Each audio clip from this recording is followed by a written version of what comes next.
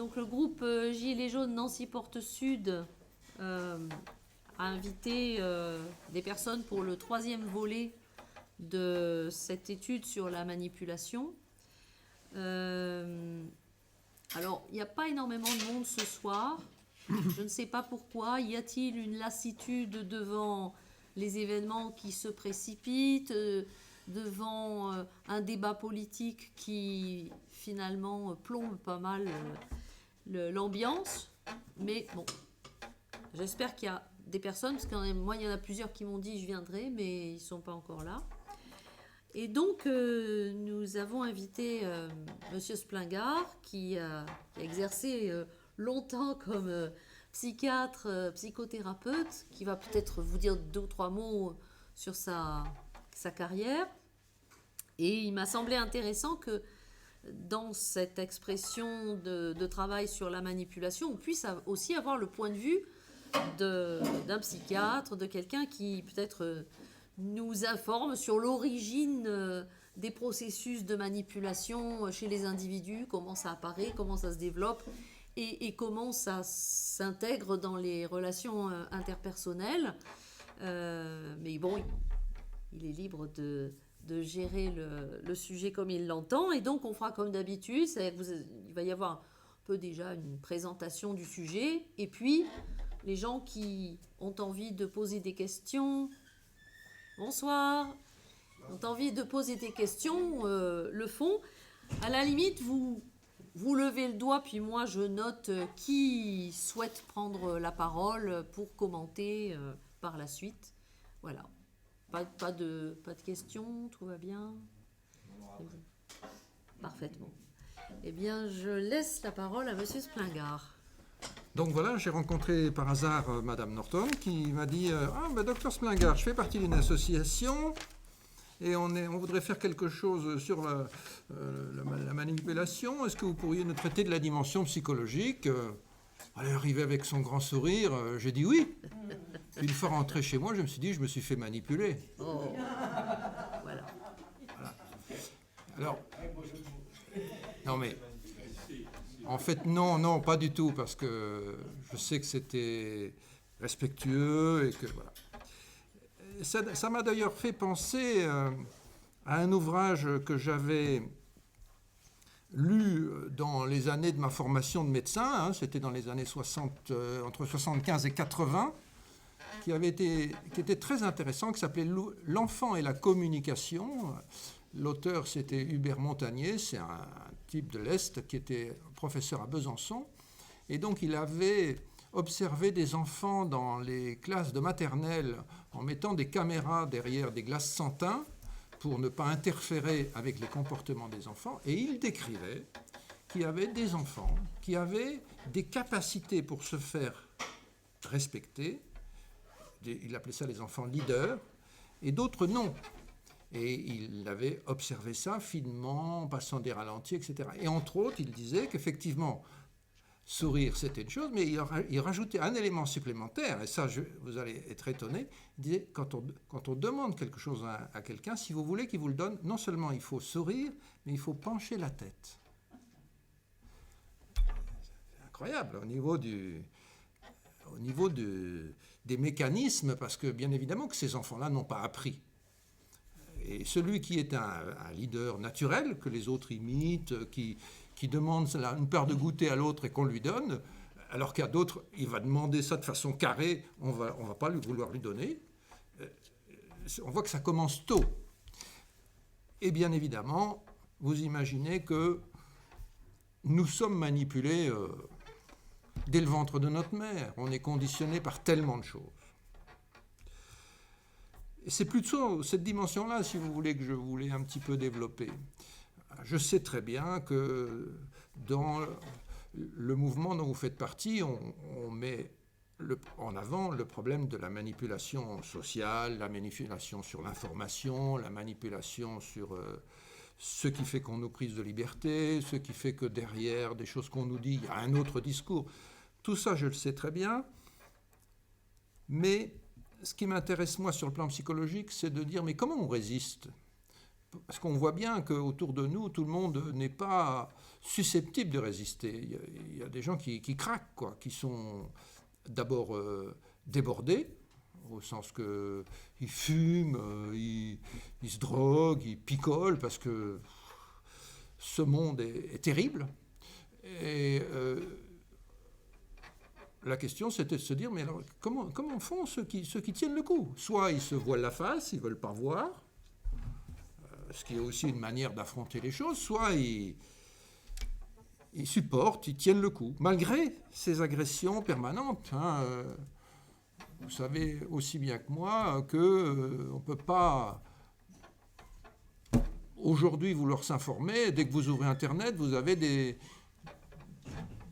choses qui viennent interférer sur votre écran pour vous situer, pour vous... Avant de venir, je lisais hier dans une revue un mot que je ne connaissais pas, je ne sais pas si vous connaissez ça, c'est le mot de nudge. Nudge. Vous savez ce que c'est que le nudge? Non. Bon, eh bien, c'est une manière de vouloir vous influencer sans avoir l'air de le faire.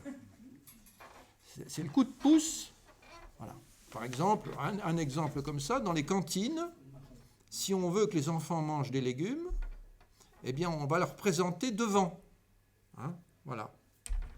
Pour que, comme ils ont faim, ils se servent en légumes. Voilà. Donc c'est toute une formation. C'est une manière d'induire des choses, mais de façon douce. Alors voilà. Donc moi, je suis venu faire mes études de médecine à Nancy. Je me suis probablement orienté vers la psychiatrie parce que j'aimais les relations humaines, j'aimais écouter les gens. J'ai donc travaillé d'abord dans des services de psychiatrie, puis avec des enfants.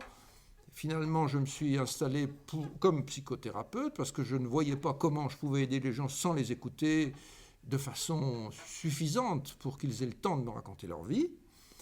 Mais je n'ai pas lâché le travail avec les enfants, entre autres en institution, parce que je voyais bien que les parents qui amenaient les enfants en consultation dans un cabinet en ville, c'était déjà des parents d'un certain niveau intellectuel, quoi. Les enfants qui étaient en institution, j'ai travaillé pendant 35 ans dans un service de placement familial, vous imaginez bien que pour que des enfants soient retirés par le juge à leurs parents pour être placés dans une famille d'accueil, c'est vraiment qu'il y avait des gros problèmes, quoi. Donc j'ai travaillé dans ces services-là. Finalement, j'ai surtout entendu des histoires humaines, vous comprenez. Alors, je ne suis pas très habitué à parler en public, à développer des grands discours. Moi, je sais écouter quelqu'un, réfléchir avec lui, mais... Donc je me suis dit, qu'est-ce que je vais leur raconter? Eh bien, je vais vous raconter une histoire qui m'a beaucoup fait réfléchir et qui pourrait nous montrer comment inconsciemment nous sommes manipulés et comment on pourrait aussi réagir à ça. Donc cette histoire, je ne vous dis pas de qui il s'agit au départ, vous allez très vite comprendre. C'est l'histoire d'une jeune femme qui s'appelle Anna Schilk-Gruber, qui est fille de fermier et qui va travailler dans une petite ville à côté, à Graz, chez des commerçants. Et voilà qu'elle se retrouve enceinte. Ces commerçants s'appellent les Frankenberger. Apparemment, elle est enceinte du fils de la famille.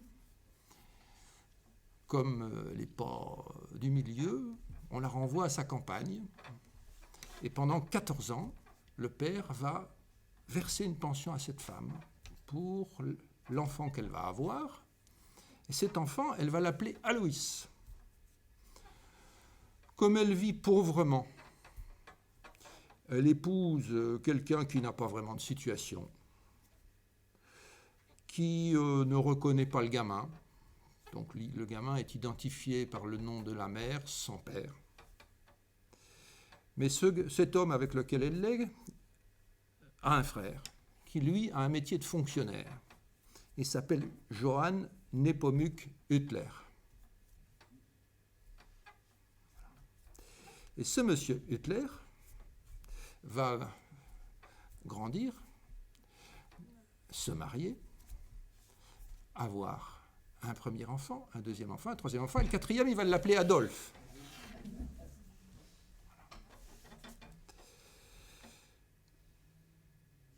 ce monsieur Alois, reconnu à l'âge de 40 ans par monsieur Hitler, était fonctionnaire et il va élever son fils en le dressant, c'est-à-dire en le sifflant quand il l'appelait, et en le battant pour lui montrer que c'était lui le chef. À 14 ans, Adolphe se retrouve orphelin, il va errer dans des formations, etc. Et il va devenir cet homme que nous connaissons. Pourquoi j'ai choisi cette histoire-là ? Eh bien parce que elle est racontée et elle a été beaucoup discutée. Vous imaginez bien que Hitler a fait faire des recherches sur la famille discrètement. Il a même eu quelqu'un de la famille qui faisait un peu du chantage pour dire « Est-ce que vous voulez que je raconte les choses ?» etc. Enfin, ça a été très compliqué pour avoir des informations fiables. Et encore aujourd'hui, ces informations que je vais vous donner sont discutées. Parce que, bien évidemment, la famille Frankenberger, c'était des juifs. Alors, est-ce que c'est bien d'attaquer les choses sous cet angle-là, compte tenu de ce qui s'est passé après ? Et puis, Hitler lui-même, en 1938, juste après l'annexion de l'Autriche, il a fait faire des manœuvres de la Wehrmacht dans ce village de Dollersheim, où il y avait le cimetière de sa mère, de son père, etc. Et il a tout fait raser. Les chars, boum, voilà. Cela dit, cette histoire, elle me paraît exemplaire. Pourquoi ?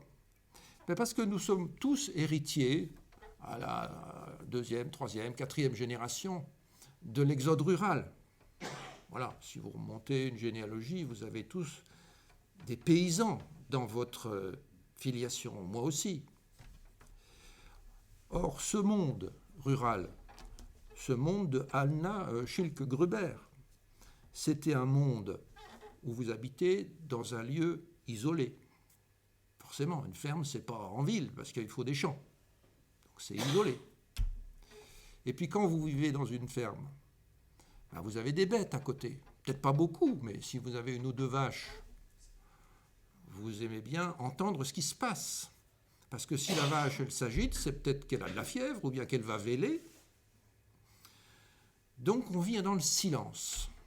Si le chien aboie, c'est que quelqu'un arrive et c'est peut-être une menace.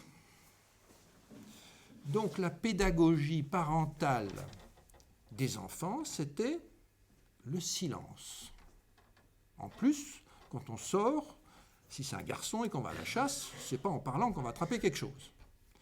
Donc on était silencieux, on communiquait sans parole. La mère montrait à sa fille comment coudre, comment laver, comment tenir le foyer. Les femmes étaient à la maison très naturellement parce que tous les matins, il fallait rallumer le feu. Et puis l'homme allait s'occuper de l'extérieur, d'aller couper du bois, la chasse, etc. Ce monde-là, si vous le transposez à la génération de l'exode rural, c'est-à-dire que pourrait y avoir des éléments, la mécanisation qui se produit, il pourrait y avoir différentes choses qui se produisent, les gens vont à la ville. Voilà. Tiens, viens, il y a un travail, on a besoin d'un contrôleur dans les bus, dans le métro, on a besoin de quelqu'un pour ceci, un employé de cela, etc. Donc on va à la ville.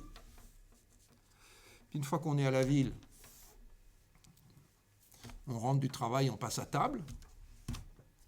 Qu'est-ce que le père dit à ses enfants ? Taisez-vous. Il a été élevé comme ça. Quand on est père, on dit à ses enfants, taisez-vous. Sinon, on n'attrapera rien à la chasse. Sinon, on n'entendra pas ce qui se passe. S'il y a une menace qui arrive.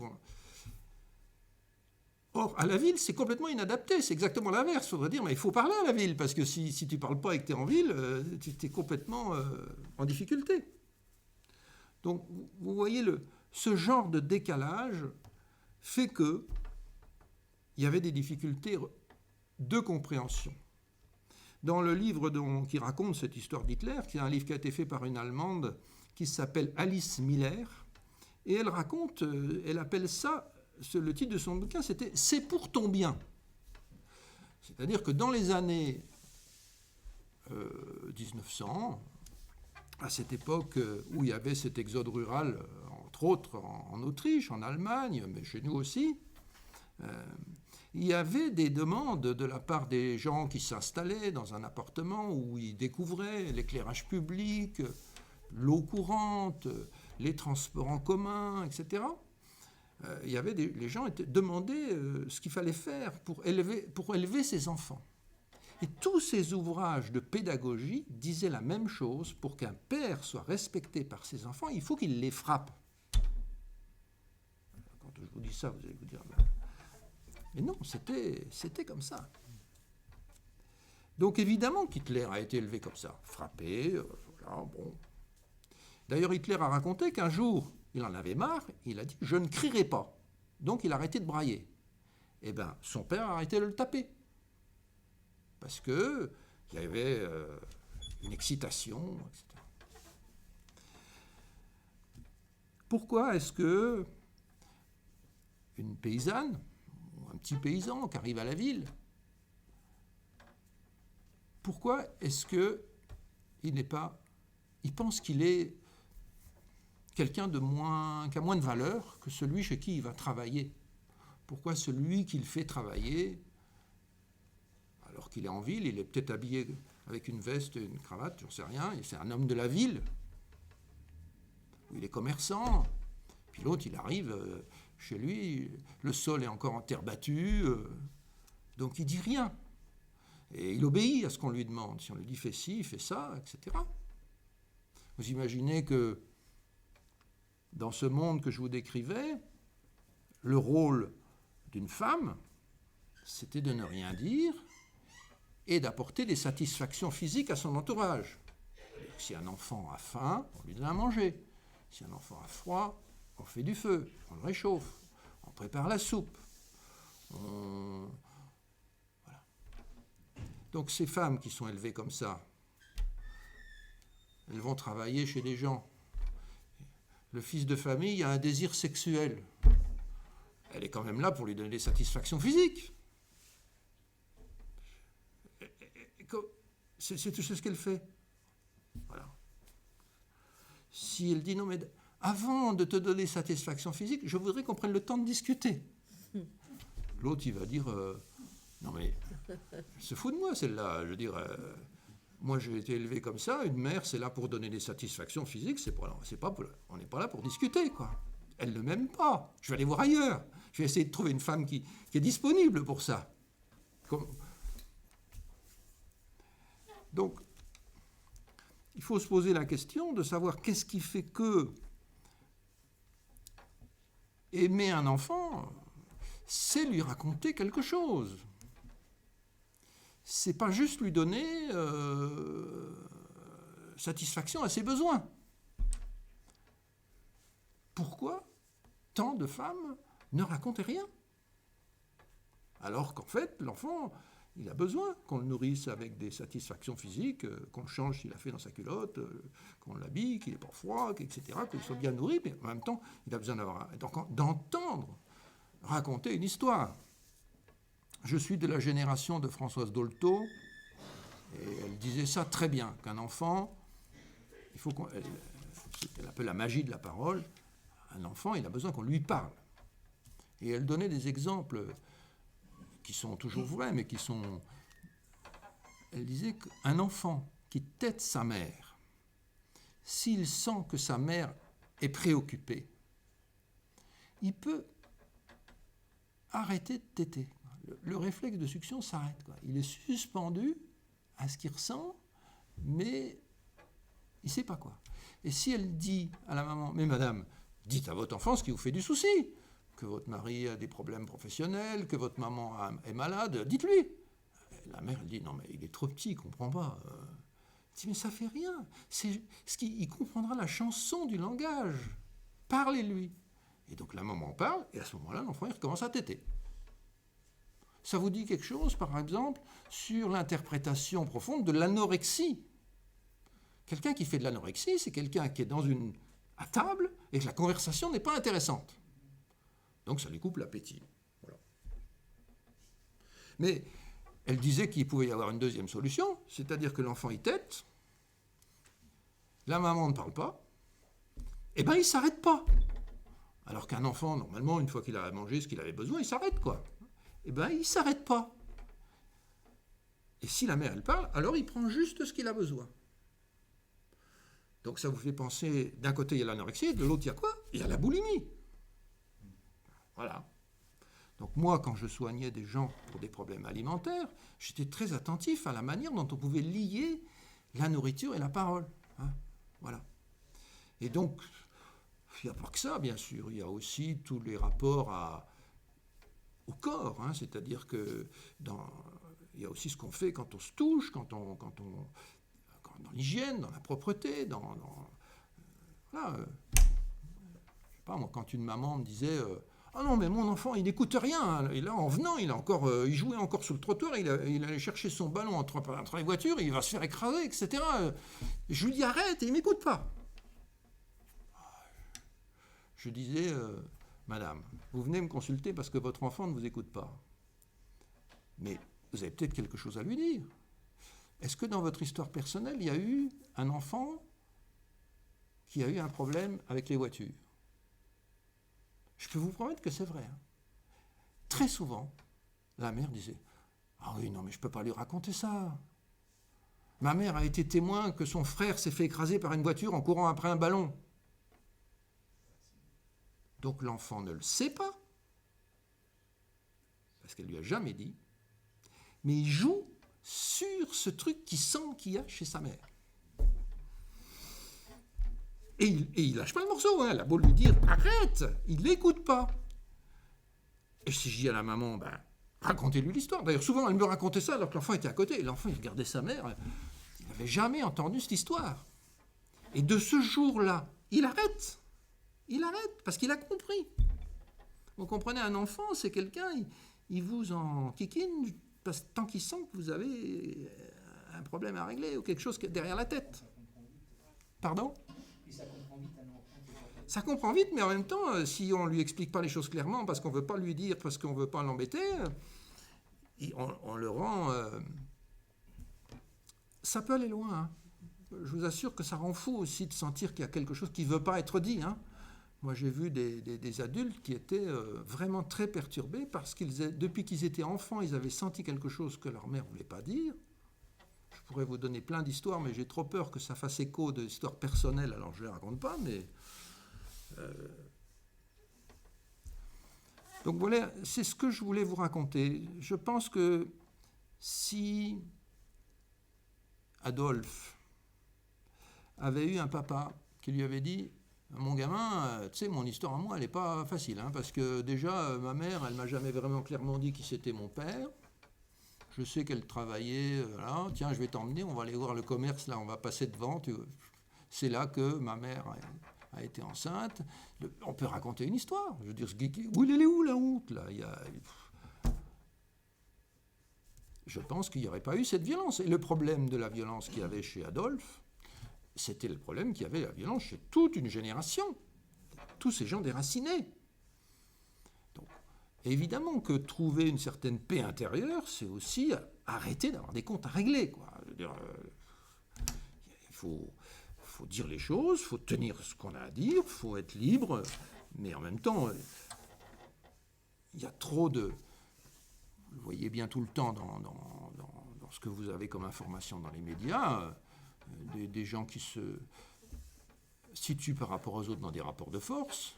Alors c'est la violence entre hommes et femmes, c'est la violence sexuelle, bien évidemment, y compris aussi sur les enfants, tous ces abus qui sont à la fois scandaleux, mais qui sont en même temps l'effet d'un déracinement. Si moi, on me demande... c'est quand même dégoûtant, l'histoire de la pédophilie, je suis d'accord. Mais si on me demande pourquoi il y a des pédophiles, j'ai une réponse. C'est-à-dire que moi, j'en ai suivi des hommes pédophiles. Et ils n'étaient pas pédophiles par hasard. Ils étaient pédophiles pour deux raisons. Première raison, ils ont grandi dans une famille où la parole ne fonctionnait pas. C'est-à-dire qu'ils savaient qu'il se passait des choses et que le père ne le saurait pas. Donc, on pouvait déjà faire des choses sans que ça soit redit. La mère cachait des choses au père. Ça, c'est une première, un premier espace de triangulation. Si vous sentez que votre maman cache des choses à votre papa, ça veut dire qu'on cache, quoi. Voilà. J'ai vu plein de femmes pleurer dans mon bureau parce que leur mari les agressait, en leur disant « tu me caches quelque chose ». Ça allait même quelquefois jusqu'à dire « mais cet enfant-là, il n'est pas de moi ». Et elle pleurait en disant « mais comment il peut dire une chose pareille? Il n'y a pas plus fidèle que moi ». Je disais « mais madame, il ne vous accuse pas parce qu'il pense que vous l'avez trompé. Il vous accuse parce que sa mère a toujours caché des choses à son père. Donc il est persuadé que vous faites pareil. » Vous voyez, c'est une affaire à tiroir. C'est-à-dire, si vous voulez régler le problème avec quelqu'un qui vous accuse injustement de quelque chose, c'est pas en essayant de vous défendre pour ça s'arrête, parce que vous n'y arriverez pas, l'autre il est fou, il ne peut pas imaginer les choses. Donc, si vous décidez de partager votre vie, madame, avec un homme, méfiez-vous de la façon dont votre belle-mère cache des choses à votre beau-père. Parce que si ça s'est produit... Hein, on se renseigne sur les beaux-parents. Ben oui, vous avez intérêt. Hein. Non, mais je dis ça de façon... J'essaie d'alléger un peu le ton, parce que j'ai vu tellement de problèmes et de souffrances avec ça, que ça pourrissait la vie des gens. Et donc, je vous disais, le pédophile grandit dans une famille où déjà, il y a eu des choses qui ont été cachées comme ça, chez lui, quand il était enfant. Donc déjà, faire des choses en cachette, ça ne le dérange pas. Et puis la deuxième chose, qui est la plus terrible, c'est que s'il se tourne vers un enfant, c'est parce qu'il ne sait pas ce que c'est que d'être proche d'un adulte. Qu'est-ce que ça veut dire? Ça veut dire que quand je voyais un pédophile, je lui demandais de me raconter sa vie, il me disait « mais moi, je ne sais rien de mon père. Mon père, il rentrait du travail, il allait dans son atelier, il ne m'a jamais parlé, je ne sais même pas ce qu'il a vécu dans son enfance. Ma mère, elle me faisait la morale, ceci, etc. Elle m'emmenait à la messe. Mais... comme ça, les gens parlaient. Oui, c'est vrai. Non, il y en a encore. Je pense qu'il y a quand même toujours eu des gens qui ont eu le désir de raconter des choses de leur enfance. Actuellement, maintenant, c'est plus dénoncé maintenant que... Oui, voilà. Vous avez raison. Je suis d'accord que ça se fait plus, mais ça, en même temps, moi, je suis très interrogatif sur le fait que c'est... Parce que ce n'est pas quelque chose que vous pouvez obtenir de force. Hein. Quelqu'un qui est blessé, vous ne le faites pas parler en lui disant « tu vas parler hein. ». Il a peur, il est bloqué, etc. Donc c'est... Voilà, on est dans des relations où chacun arrive avec une histoire et pouvoir échanger, dialoguer, ça nécessite de se connaître, voilà, d'avoir une certaine proximité. C'est sûr que quelqu'un comme Boris Cyrulnik, par exemple, il disait que c'était important, quand on traverse une difficulté, d'avoir la résilience. Il appelait ça les tuteurs de résilience, c'est-à-dire de rencontrer quelqu'un qui vous dit « Tu sais, mon gars, je suis passé par là. Moi, j'en ai bavé aussi.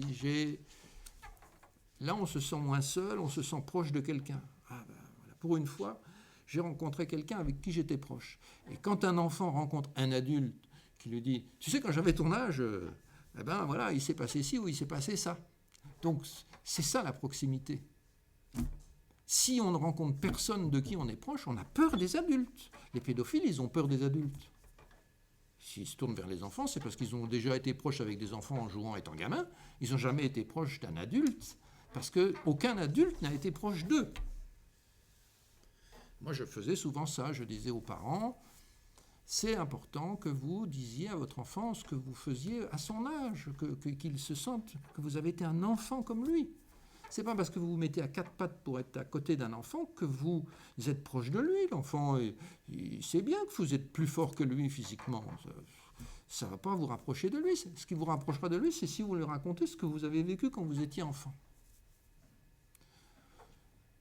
Bon, voilà, à ma petite échelle de psychothérapeute, c'est ce que j'essayais de dire. Hein. c'était pas évident. Je raconte souvent que quand je recevais un père de famille avec son fils parce qu'il travaillait pas à l'école, et que je disais, monsieur et vous, c'était comme au même âge, il disait à son fils, va m'attendre en salle d'attente. Une fois qu'il était sorti, il disait, je vais pas lui dire que je foutais rien, moi, à son âge. Hein, on veut donner un bon exemple, on veut montrer qu'on est... C'est pas facile de dire, bah tu sais, voilà, j'ai fait des bêtises, ou parce que ça faut, comme vous disiez tout à l'heure, finalement, nos parents ne parlaient pas. Moi-même, je pourrais dire qu'il y a des choses de mes familles que je ne sais pas. Enfin, voilà, je regrette beaucoup d'avoir perdu mes grands-pères quand j'avais 15-16 ans. C'était justement là où j'aurais peut-être pu commencer à parler un peu avec eux. Mais... Donc voilà, je dis ça parce que, vous voyez, on pourrait penser qu'on est loin du thème du jour, la question de la manipulation. Mais pour moi, la manipulation, j'avais envie de dire, c'est presque inévitable. Dès qu'on entre en relation et qu'on fait quelque chose, on n'est pas toujours conscient des raisons pour lesquelles. C'est plus ou moins intéressé.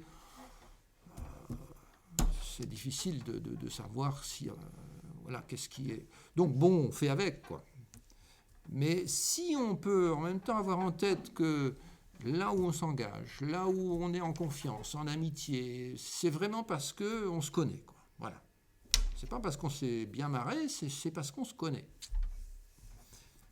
Et on peut faire l'expérience qu'il y a des gens qui sont, j'allais dire, cohérents. Hein. Quand vous avez un ami qui vous dit mon père, il est pilote de ligne, si vous n'allez jamais voir chez lui, vous ne saurez pas s'il dit la vérité, quoi. Mais si vous l'accompagnez, vous direz, c'est vrai ce qu'il m'a dit. Voilà. Et souvent, d'ailleurs, les amis qu'on a gardés, c'est des gens chez qui on allait quand on était enfant. Parce que, voilà, on a connu les frères et sœurs, on a connu les parents. C'est une chance. Parce que... Hein ? Comme ça, dommage, je pense que je vois. Mais on n'a pas tellement de mérite quand on l'a reçu et qu'on n'a rien demandé. Si on a un adulte qui nous a raconté quelque chose, merci, hein, voilà, je n'ai pas demandé, mais sans que je me rende compte, il m'a fait me sentir moins seul. Et voilà, il m'a appris aussi comment on pouvait entrer en relation. Donc voilà, c'est ce que je voulais dire. J'ai encore tellement d'histoires à raconter que voilà, mais... Cette histoire d'Hitler me paraissait exemplaire parce qu'il y a cette mutation de la vie. On est dans un monde où les gens ont l'impression qu'ils sont vivants parce qu'ils sont saturés d'informations, mais il y a beaucoup de déracinement. Hein, voilà. Et comme je vous disais tout à l'heure,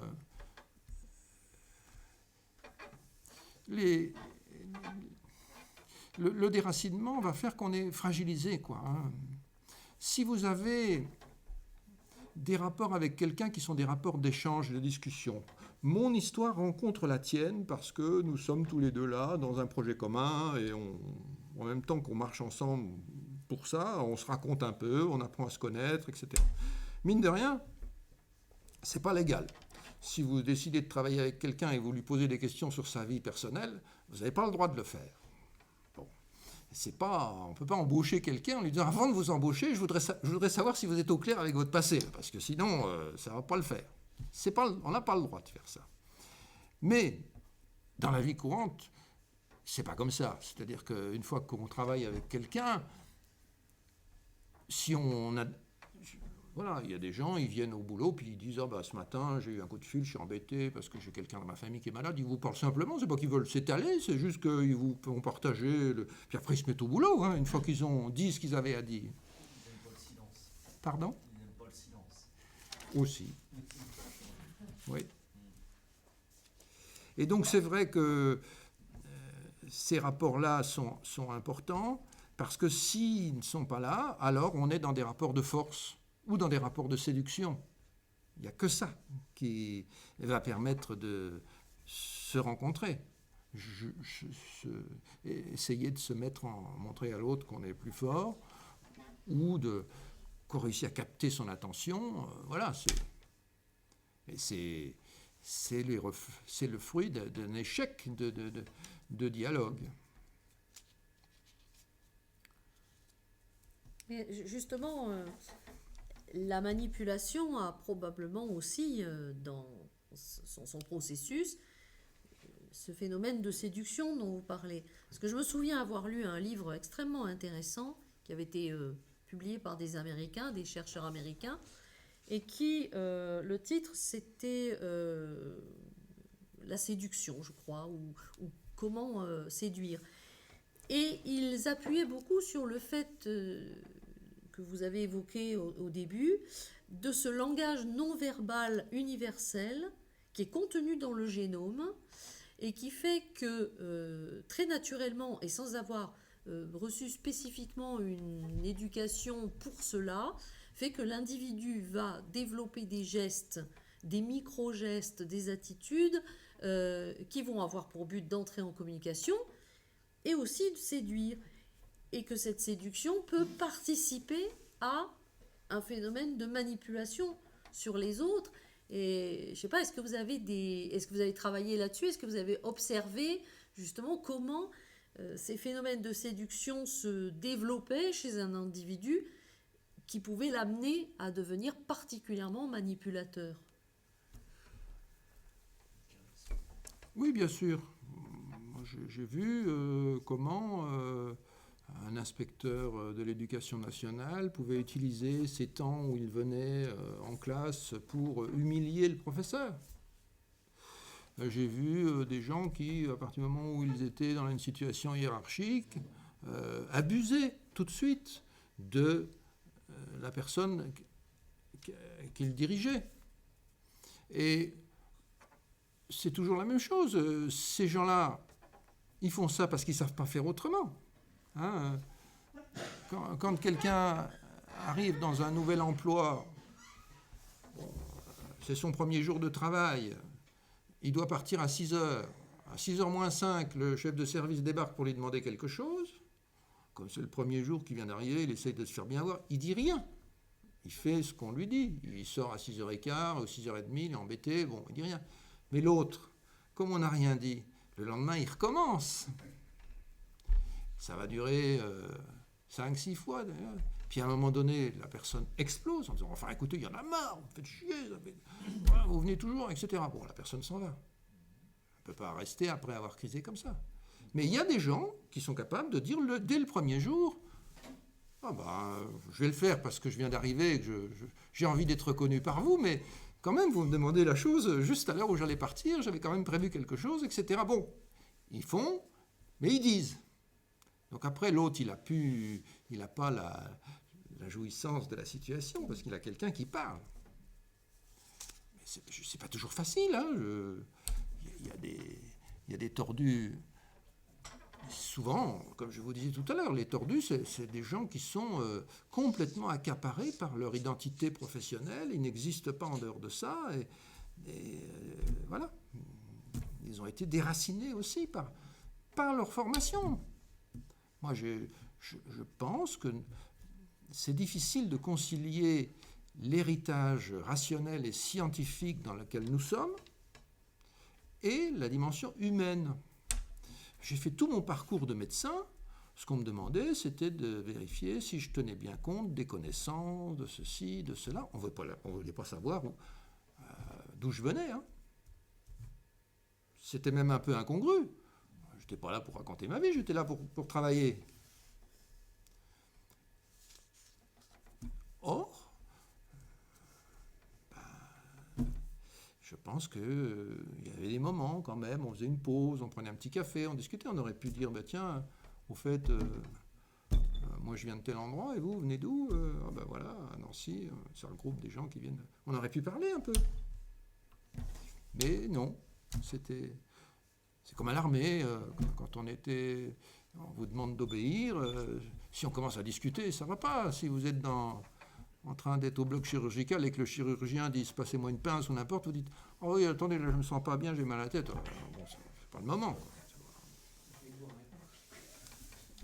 Non, c'est compliqué, je ne dis pas, hein, mais voilà, je trouve que je voulais vous faire partager cette expérience que j'ai reçue par l'écoute de mes patients, qu'on peut trouver une certaine paix quand on comprend l'histoire dont nous sommes héritiers, et que ça peut nous aider aussi à ne pas nous laisser entraîner dans des relations où cette dimension soit complètement refoulée. Parce que là, on va être manipulé. Voilà, on risquait d'être manipulé. Mais sur l'exemple que vous avez donné, c'était un manipulé consentant. Est-ce qu'on peut être consentant et manipulé?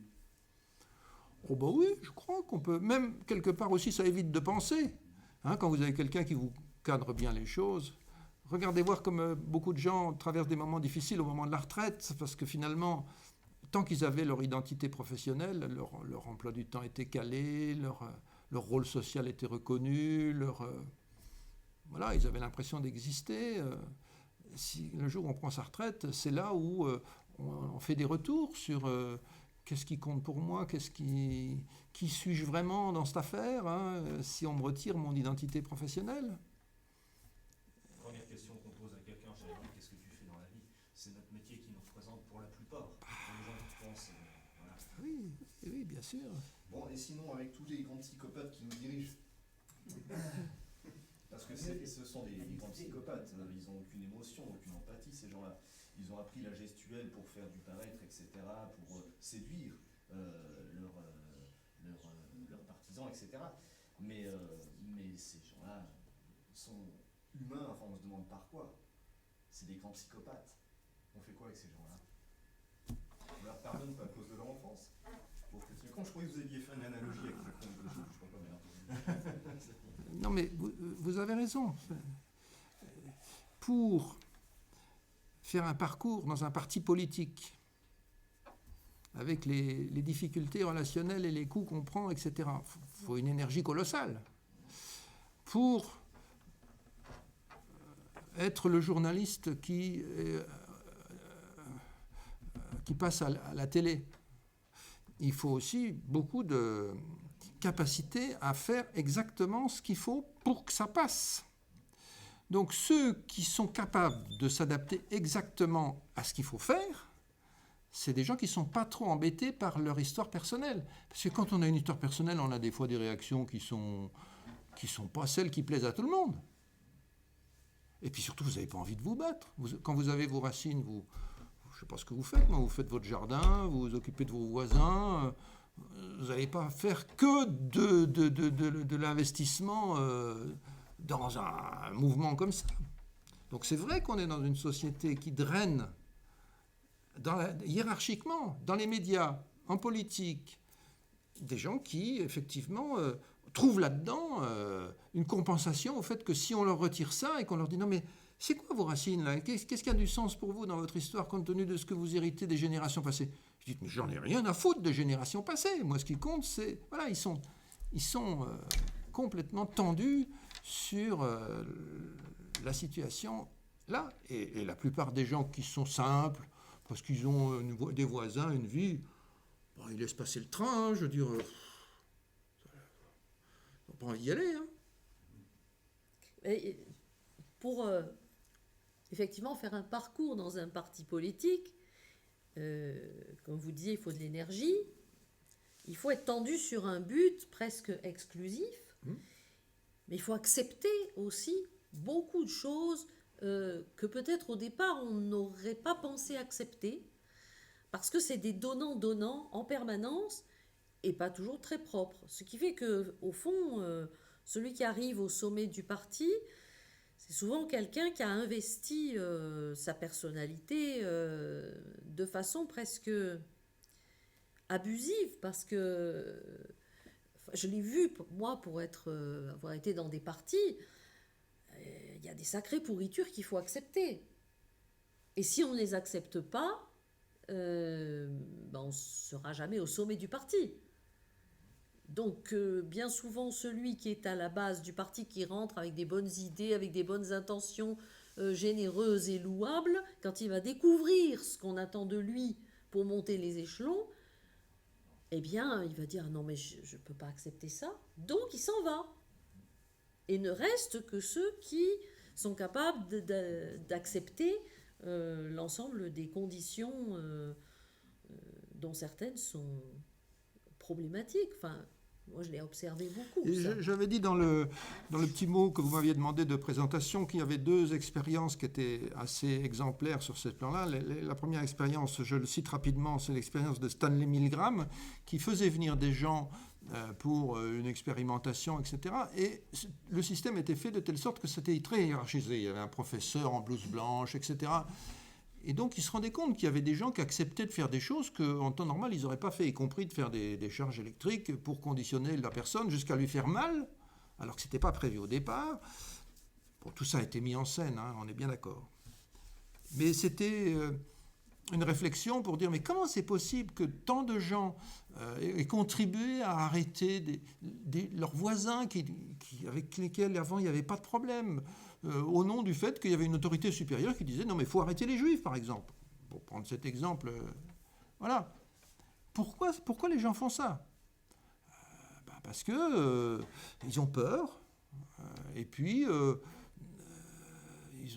on a instinctivement la tendance à penser que voilà, il y a des gens qui ont autorité, hein, et que c'est comme ça que ça marche. Comme je disais tout à l'heure, si on a été battu, on pense que c'est forcément le plus fort qui a raison, hein, donc on a peur. Si on a été élevé avec cette idée que non, avant qu'on veuille m'imposer quelque chose, il faut déjà qu'on m'explique, on n'est pas dans le moule, hein.